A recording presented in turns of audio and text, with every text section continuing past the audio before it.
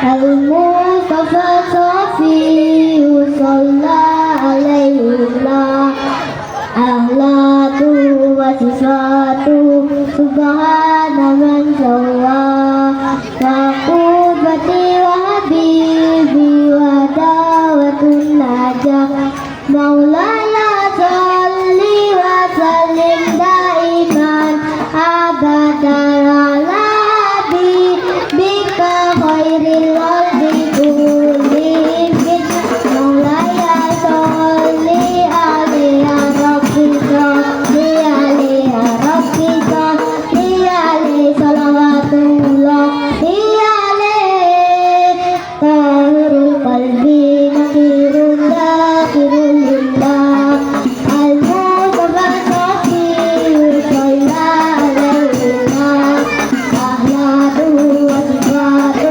subhana man sawwa wa qudri wa habibi wa da'atun najah ya Rasulullah ya Habiballah waktub lana naqahu madaruka ya Rabbah maulaya salli wa sallim daiman abadan ala habibika khairil khalqi kullihim maulaya salli wa sallim daiman abadan ala habibika khairil khalqi kullihim ya Rabbi salli alaihi ya Rabbi salli alaihi ya Rabbi salli alaihi salawatullahi alaihi.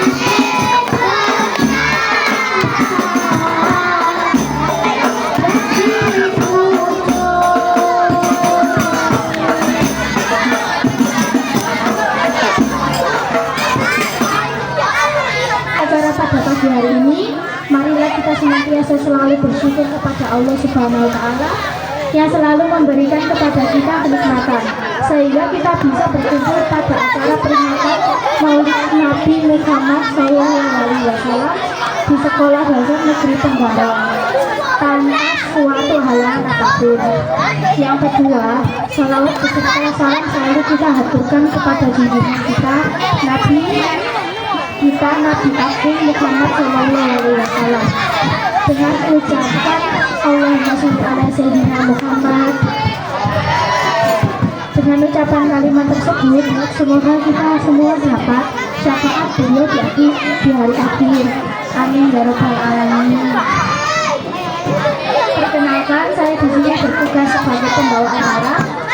Pada pagi hari ini akan membacakan susunan acara sebagai berikut: 1. Pembukaan, 2. Pembacaan ayat suci Al-Quran dan sari tilawah, 3. Sambutan kepala sekolah, 4. Tampilan dibagi, 5. Pembacaan sholawat Nabi, 6.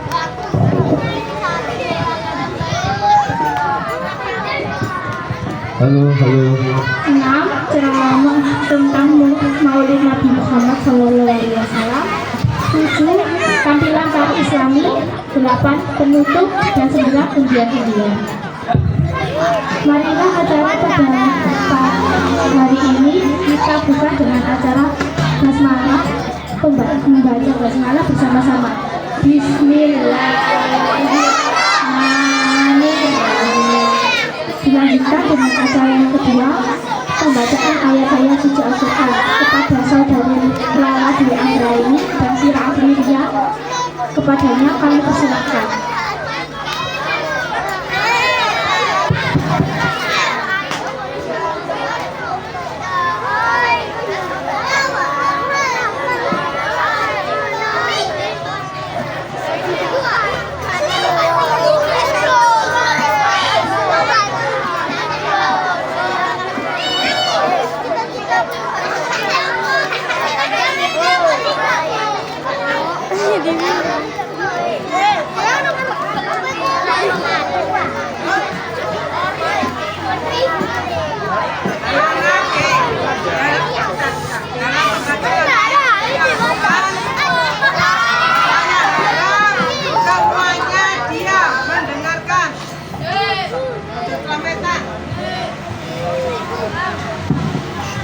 Assalamualaikum warahmatullahi wabarakatuh.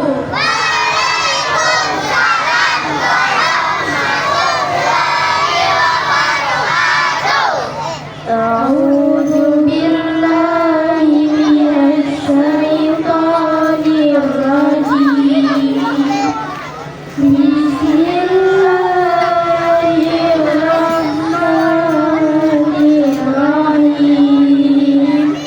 لقد كان لكم في رسول الله أسوة حسنة لمن كان يرجو الله واليوم الآخر وذكر الله كثيرا. Sungguh telah ada pada diri Rasul itu suri teladan yang baik bagimu, yaitu bagi orang yang mengharap rahmat Allah dan kedatangan hari kiamat dan yang banyak mengingat Allah. Dan ketika orang-orang mukmin melihat golongan yang seperti itu, tentu mereka berkata, "Allah menjadikan Allah kita."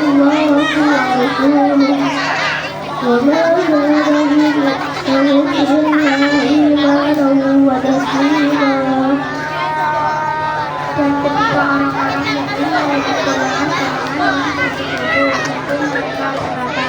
dan Rasulnya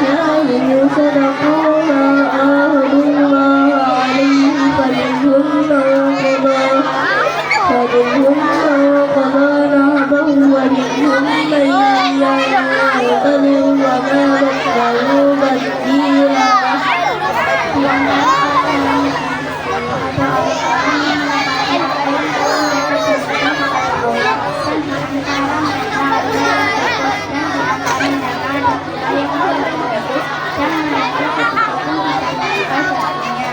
ليجزي الله الصادقين بصدقهم ويعذب المنافقين إن شاء أو يتوب عليهم إن الله كان غفورا رحيما. Agar Allah memberikan balasan kepada orang-orang yang benar itu karena kebenarannya dan mengazab orang munafik seperti kandidasi atau menerima zakat mereka. Sungguh Allah وَرَدَّ اللَّهُ الَّذِينَ كَفَرُوا بِغَيْظِهِمْ لَمْ يَنَالُوا وكفى الله المؤمنين القتال وكان الله قويا عزيزا. Allah menghalau orang yang kafir itu lalu keadaannya mereka penuh kegembiraan karena mereka juga sedang memperoleh kemenangan kepada orang yang mengerjakan orang-orang yang lain dalam peperangan dan Allah membuat Maha Perkasa. Sadaqallahul Azim. Allah dengan segala firman-Nya. Wassalamualaikum warahmatullahi wabarakatuh.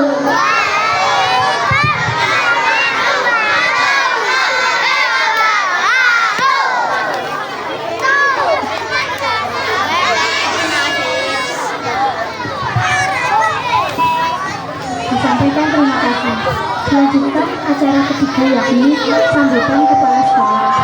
Kepada Ibu Setianingsih kami persilahkan.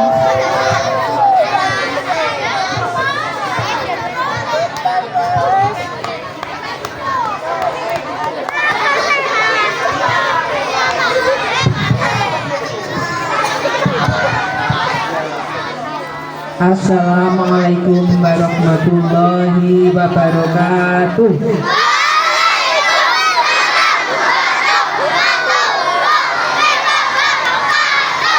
Yang saya hormati Bapak Ibu Guru SDN Tenggaron dan anak-anakku yang berbahagia saat ini.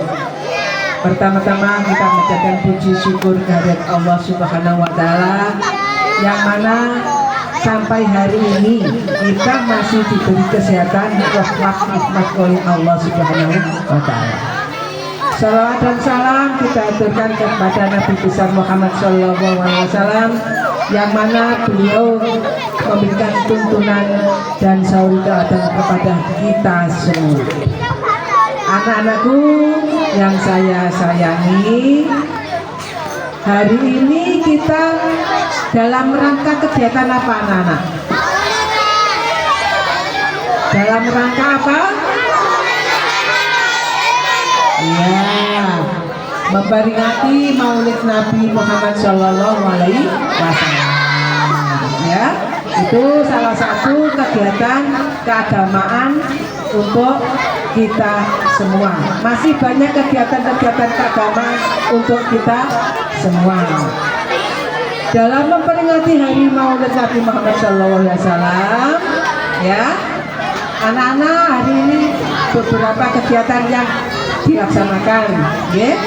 Tadi sudah banjari dan pembacaan Al-Quran, ya. Dan nanti akan ada lagi kegiatan yang dilaksanakan oleh anak-anak. Sekarang dalam memperingati Maulid Nabi, ya, Nabi Muhammad SAW, ya.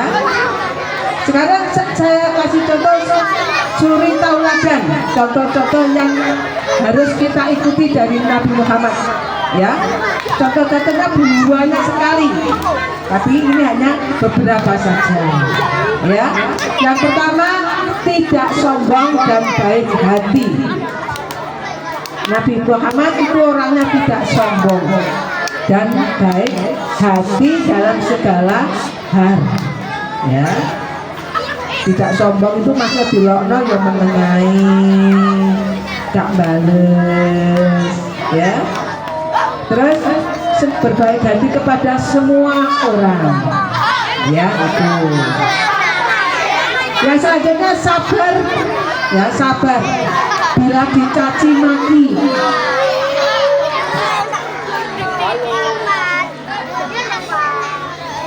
Dalam semuanya menghadap ke depan.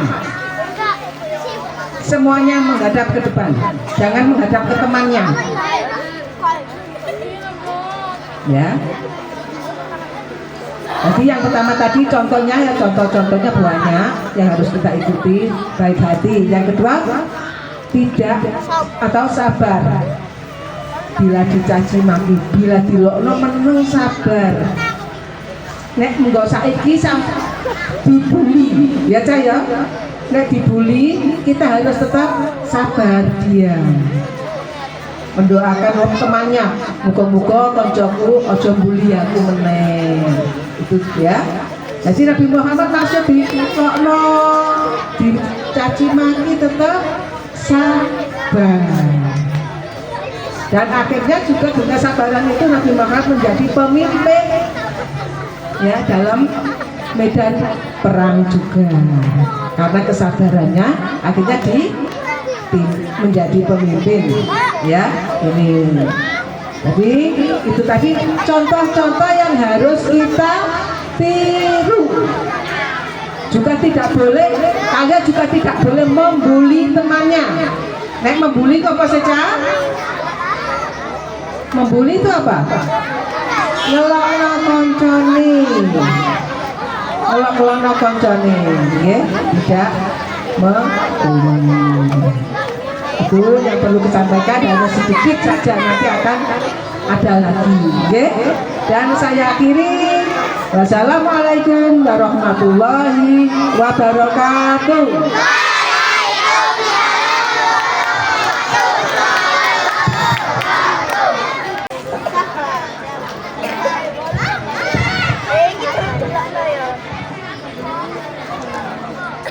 Assalamualaikum warahmatullahi wabarakatuh.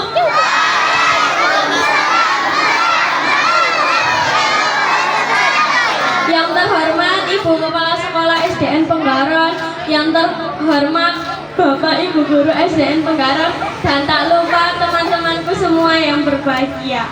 Pertama-tama dan yang paling utama, marilah kita panjatkan puji syukur pada Zat yang telah menciptakan dualisme dunia, yang mana tidak akan pernah ada satu jika tidak ada dua, sehingga terciptalah langit dan bumi, bulan dan bintang, lautan dan daratan, si cantik dan si buruk rupa, hingga sempurnalah kehidupan di alam semesta ini. Kedua kalinya, salawat serta salam mudah-mudahan senantiasa mengalir deras kepada Rasul pemimpin umat yang menyirna kriminal dan maksiat, yang mengerti cahaya selamat, yang mampu memberi syafaat kepada umat besok di hari kiamat. Beliau adalah Nabi Agung Rasulullah Muhammad SAW. Teman-temanku semua yang berbahagia, Indonesia merupakan negara kesatuan yang penuh dengan keberagaman, terdiri dari keberagaman budaya, suku, dan agama. Di satu sisi, keberagaman ini menjadikan Indonesia negeri yang unik dan menarik. Sementara di sisi lain, jika tidak dijaga dan dikelola dengan baik, bisa menjadi sumber potensi konflik. Munculnya fanatisme buta, persaingan yang tidak sehat, pertikaian, perselisihan, bahkan bentrokan yang dapat meruntuhkan falsafah Bhinneka Tunggal Ika.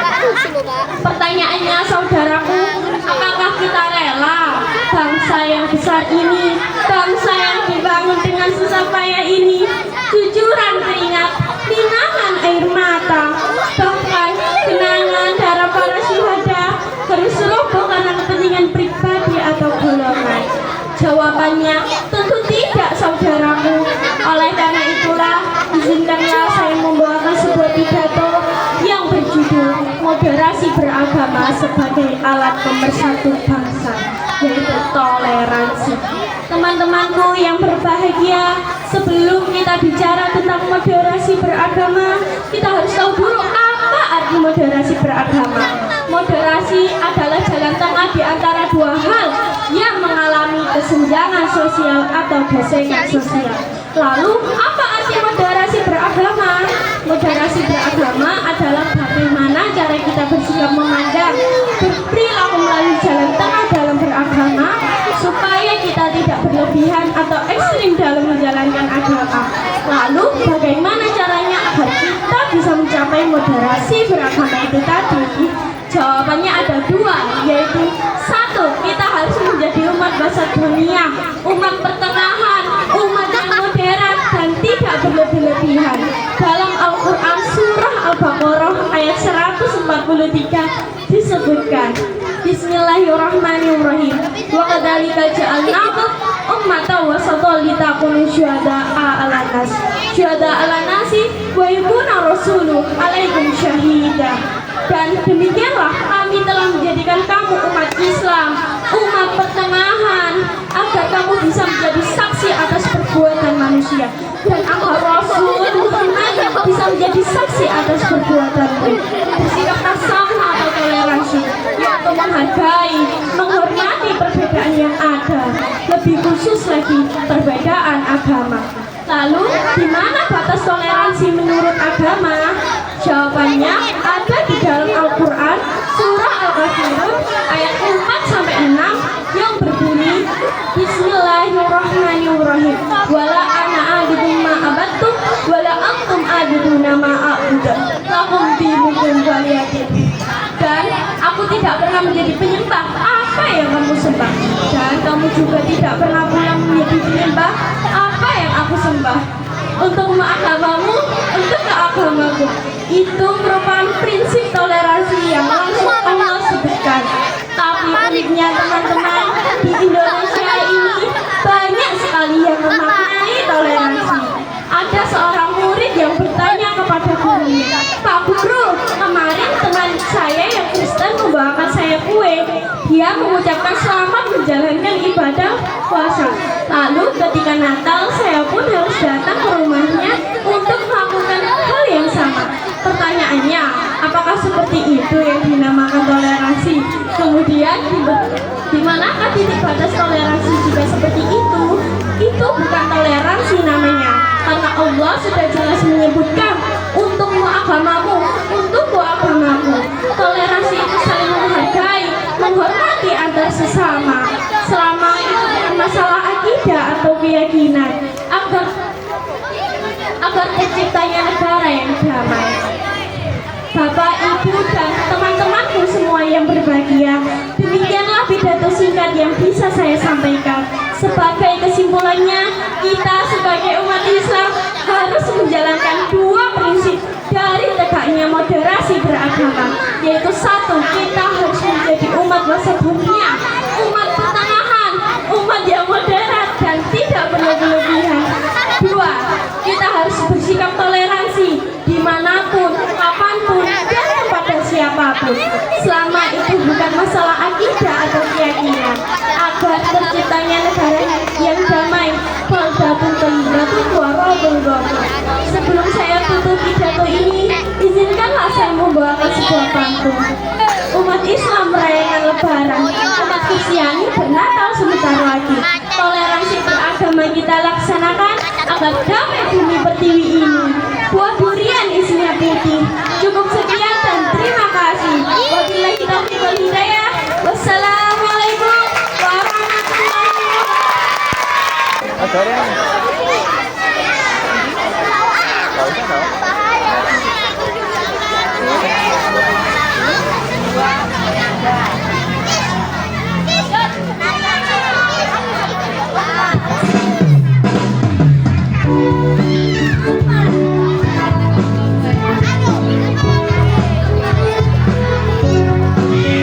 Aku mau ke Mekah berkeliling Ka'bah sambil baca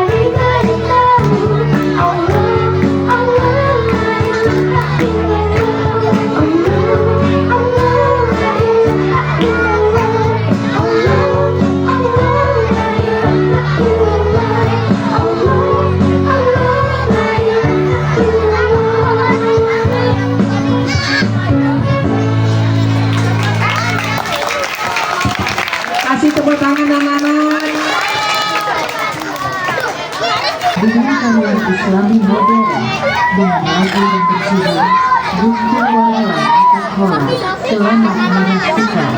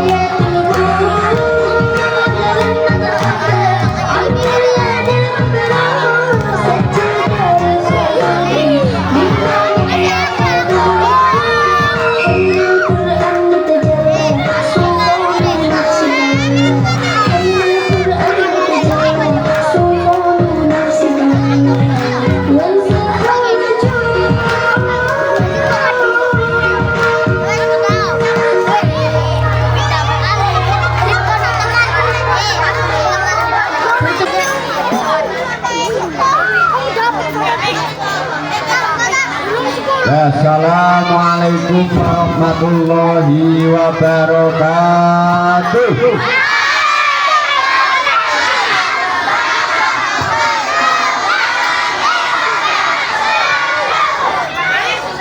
Bagaimana kabarnya hari ini anak-anak?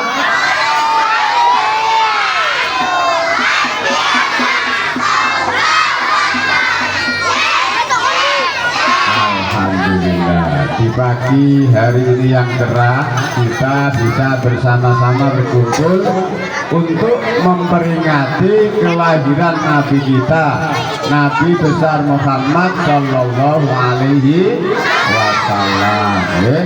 Untuk langsung saja nanti kita bersama-sama membaca sholawat.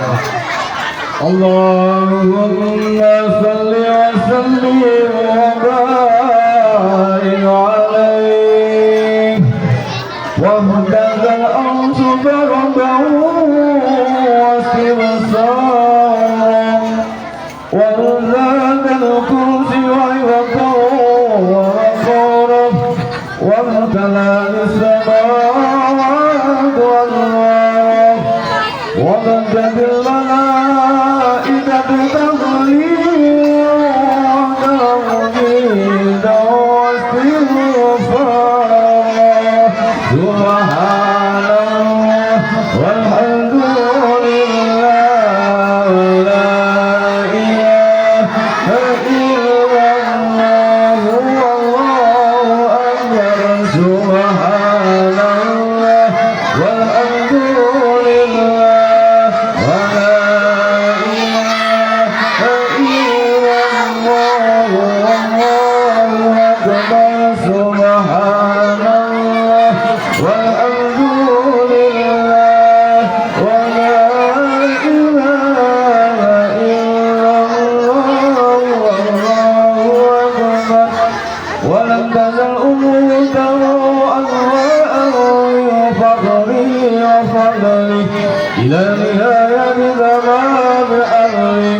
فأنت تدرك القول بالله وبعد أمين صلى الله عليه وسلم ساجدا شاكرا حامدا كأنه البدر بتمامه وحمد يا صلى الله على محمد صلى الله عليه وسلم صلى الله على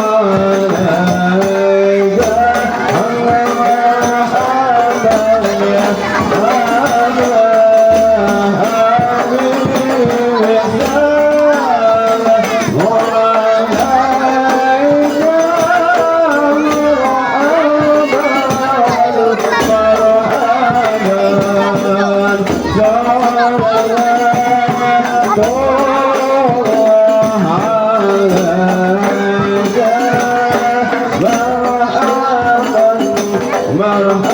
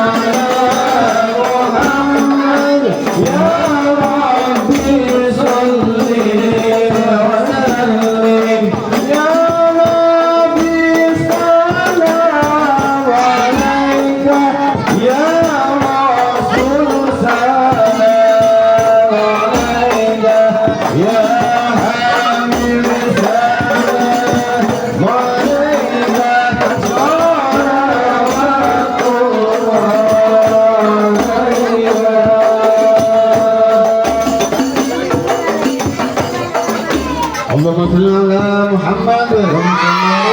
Lanjut lagi ya.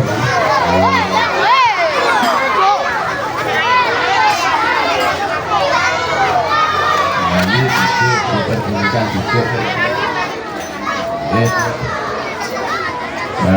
Anak-anakku sekalian, alhamdulillah pembacaan dibacakan Nabi Muhammad itu bisa datang ke tempat sini. Loh, kok sakit Pak? Sakit. Jadi Nabi Muhammad itu diumpamakan seperti matahari. Di Indonesia ada matahari, di Malaysia juga ada matahari sama. Di Amerika, di Arab ya, sama. Jadi Nabi Muhammad itu diumpamakan seperti matahari, bisa kelihatan, bisa hadir dimanapun tempatnya. Anak-anakku sekalian, kenapa Maulud Nabi mesti tiap tahun kita peringati? Maulud Nabi itu artinya kelahiran Nabi kita, Nabi besar Muhammad Sallallahu Alaihi Wasallam. Ketika kelahiran Nabi kita itu terkenal dengan sebutan tahun gajah. Tahun apa anak-anak? Tahun gajah. Kenapa kelahiran Nabi kita disebut dengan tahun gajah? Karena pada waktu itu, waktu Nabi mau lahir, kota Mekah itu diserang dengan beratus-ratus pasukan gajah yang dipimpin oleh raja yang namanya Raja Abraha. Dari mana? Dari negara Yaman. Dari Yaman. Negara Abraha ini memimpin pasukan gajah. Nabi ini gajah kayak gitu ya, saking besar gajah ini. Gajah itu besar apa kecil anak-anak?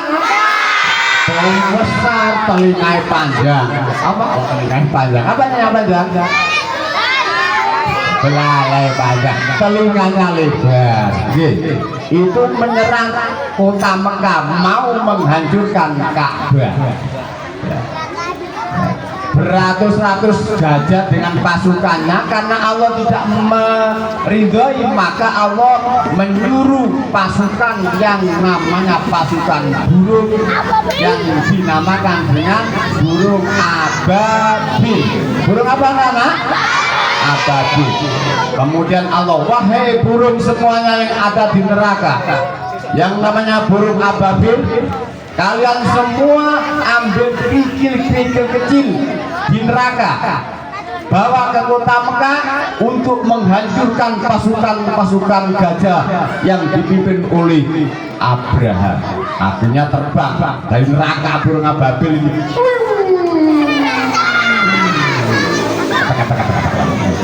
Burung itu biasa, tapi enggak, ini namanya burung ababil, langsung dari neraka terbang ke Mekah sambil membawa kerikil kecil-kecil. Anak-anak, kerikil kecil itu panas ya.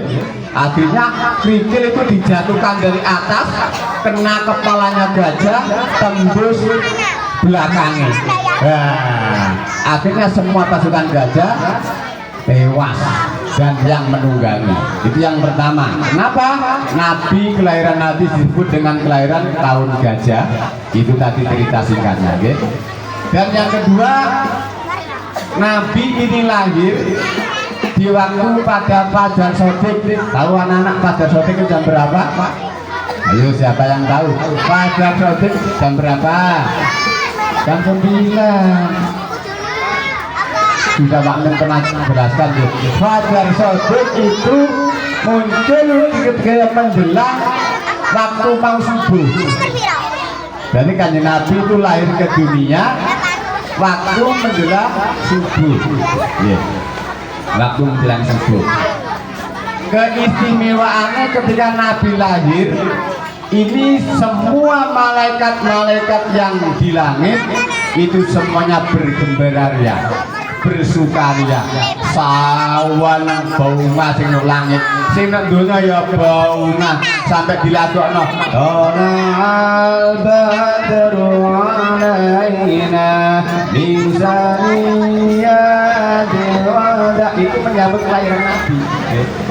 itu menyambut kelahiran bersukaria penduduk yang ada di langit dan penduduk yang ada di bumi. Dan yang bisa kita kasih contoh, kita ambil contoh, ambil suri taulannya. Yang pertama, Nabi itu mempunyai sifat sidik. Jadi seumur umur Nabi Muhammad dari kecil sampai dewasa sampai meninggal, Nabi itu tidak pernah bohong. Bohong. Jadi kayak kalian dikit-dikit bohong itu berdosa. Jadi kita bisa mengambil contoh atau suri tauladan dari Nabi kita. Yang pertama, Nabi tidak pernah bohong. Tidak pernah bohong. Bohong kepada bapak ibu guru, bohong kepada orang tua, bohong kepada teman, itu semuanya nggak boleh. Karena Nabi kita tidak pernah sama sekali selama hidupnya. Yang kedua itu tablet, bisa kita ambil contohnya, ambil suri tauladanya ketika dia mendapat amanah, mendapat firman dari Allah, dia sampaikan. Jadi sampaikan kepada umat. Yang ketiga, suri tablet amanah. Jadi Nabi itu yang ketiga itu amanah, orang yang terpercaya, tidak pernah mengingkari janji. Tidak pernah mengingkari titipan. Itu yang bisa kita ambil suri tauladannya. Amanah, terpercaya, sampai dititipi koncone barang tetap amanah dijogo, boten dilangno, boten digawe, itu namanya amanah. Yang keempat itu fatona. Apa nama? Fatona.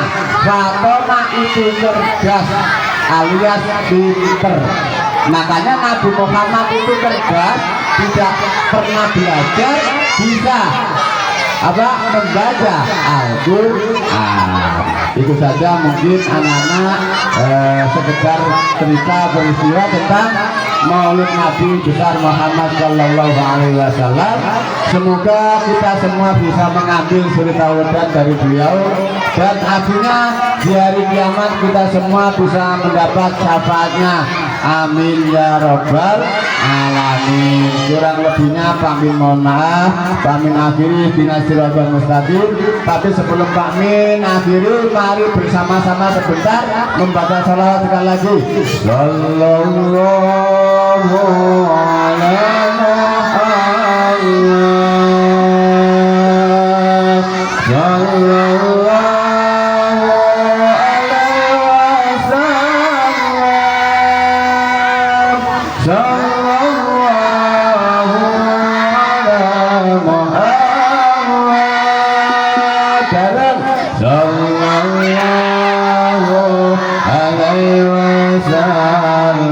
sekali lagi.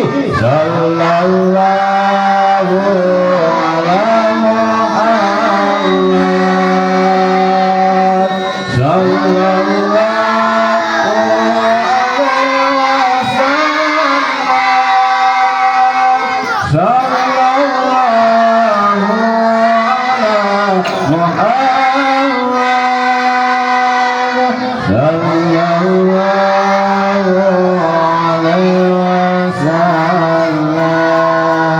Sallallahu akhiri ihdina siratal mustaqim wallahu muwaffiq ila aqwamit thariq. Wassalamualaikum warahmatullahi wabarakatuh.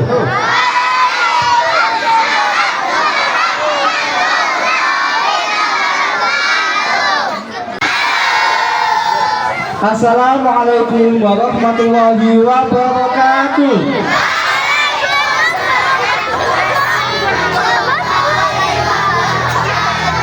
Jamaah,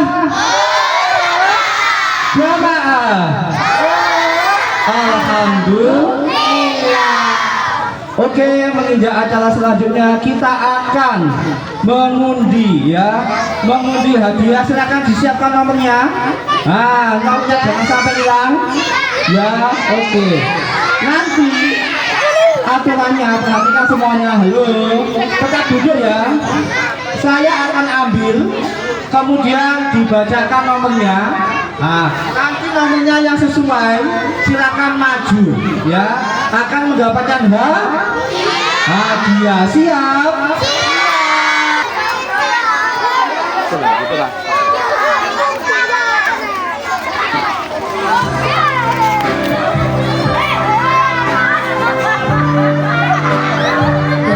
Para penonton silakan duduk di tempatnya masing-masing. Silakan duduk.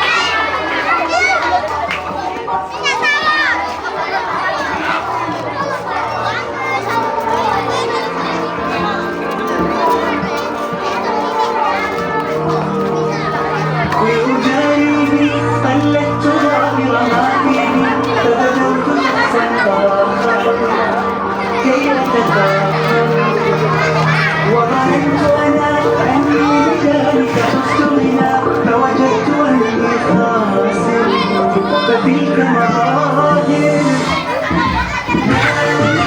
لا نحتاج المال كي نزداد جمالا جوهرنا هنا في قلبك لا يبالا لو بالناس بمالا نرضى لنا حاجة ذاك جمالنا يسوع تعالى